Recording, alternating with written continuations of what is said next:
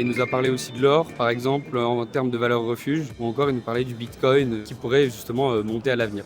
L'importance de miser sur les marchés émergents, notamment la Chine et l'Inde, qui est quelque chose qu'il faut prendre en compte, je pense, dans son propre portefeuille d'investissement. Si on veut des rendements élevés, il faut prendre des risques élevés. Et je trouve que ça résumait bien aussi tout ce qu'ils ont essayé de montrer, qu'aujourd'hui c'est un peu volatile et qu'effectivement il y a des placements qui vont être plus ou moins intéressants mais qui sont tout autant risqués.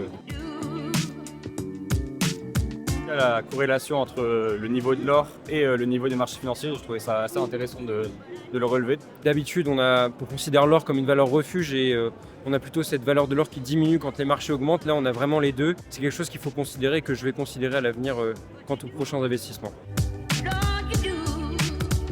En un mot, C'est une question qui est assez difficile, enrichissante. Enrichissante. alarmiste, parce que je pense que c'est la situation dans laquelle on est actuellement en France.